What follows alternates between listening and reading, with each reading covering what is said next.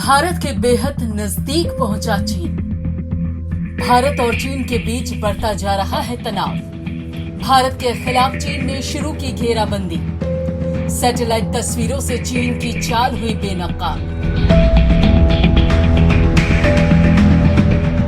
जी हां, think tank Australian strategic policy institute की जारी की हुई ये तस्वीरें भारत के खिलाफ चीन के मंसूबों को साफ बयां करती हैं। सैटेलाइट से ली गई ये तस्वीरें भारत के खिलाफ चीन के दोगलेपन की गवाही दे रही हैं। इससे पहले कि हम आगे बढ़ें, चलिए सबसे पहले आपको सैटेलाइट से ली गई इन तस्वीरों को समझा देते हैं। दरअसल इन तस्वीरों को अगर आप गौर से देखेंगे तो ये एक हिस्सा भारतीय खेमे का है और दूसरा तस्वीर का ये हिस्सा चीनी खेमे का है, जहां पर 100 से भी ज्यादा टेंट दिखाई दे रही हैं। साथ ही इन तस्वीरों में अगर आप चीनी खेमे को देखेंगे तो आपको यहाँ पर कई बड़े बड़े ट्रक और मशीनरी भी नजर आएगी। साथ ही इन तस्वीरों के जरिए ये भी दावा किया जा रहा है कि चीन ने यहाँ इस हिस्से में पिछले कई दिनों में 100 से भी ज्यादा टेंट और बंकर तैयार किए हैं। साथ ही इन तस्वीरों में भारतीय खेमे और चीनी खेमे के दोनों तरफ फौज भी नजर आ रही है। इन तस्वीरों में साफ साफ पता चलता है कि पिछले दिनों चीनी और भारतीय सेना में हुई झड़प अचानक नहीं, बल्कि चीनी सेना पूरी प्लानिंग के साथ भारत में घुसपैठ करने के मंसूबे तैयार कर रही है।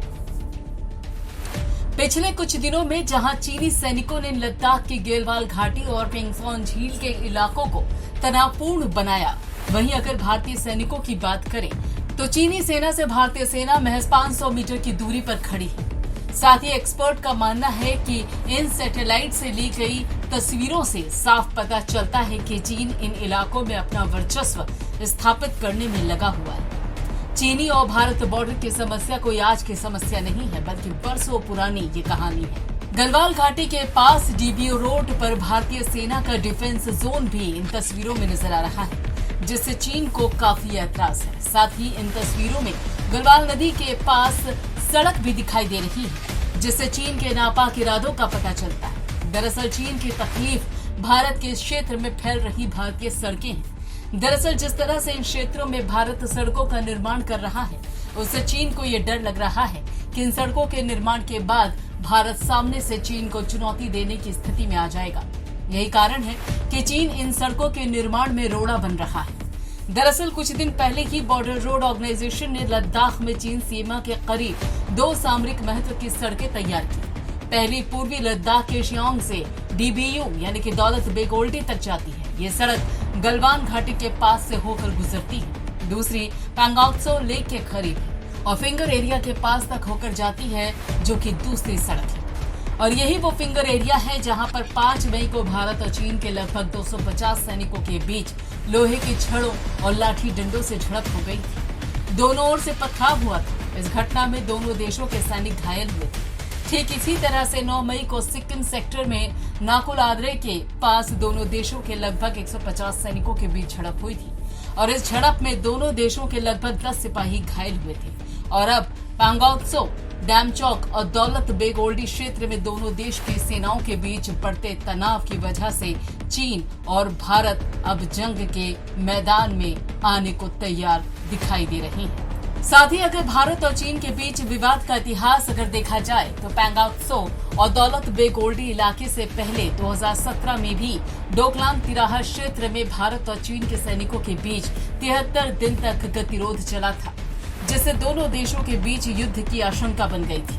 भारत और चीन के बीच वास्तविक नियंत्रण रेखा कही जाने वाली 3488 किलोमीटर लंबी सीमा को लेकर विवाद जो शुरू हुआ था, वो आज तक बरकरार है। चीन अरुणाचल प्रदेश के दक्षिणी तिब्बत का हिस्सा होने का दावा करता है, जिस पर चीन का दबदबा है, जबकि भारत का कहना यह है कि यह हिस्सा भारत का अभिन्न अंग है। चीन जम्मू कश्मीर के पुनर्गठन और लद्दाख को केंद्र शासित बनाने के भारत के फैसले के खिलाफ शुरू से ही रहा है, क्योंकि लद्दाख के कई हिस्सों पर बीजिंग अपना दावा करता आ रहा है। जबकि डोकलाम गतिरोध के महीनों बाद प्रधानमंत्री नरेंद्र मोदी और चीनी राष्ट्रपति शी जिनपिंग के बीच चीनी शहर वुहान में अप्रैल 2018 में पहला अनौपचारिक शिखर सम्मेलन हुआ था। इस डोकलाम पर हुई बातचीत का काफी सकारात्मक रुख भी देखने को मिला।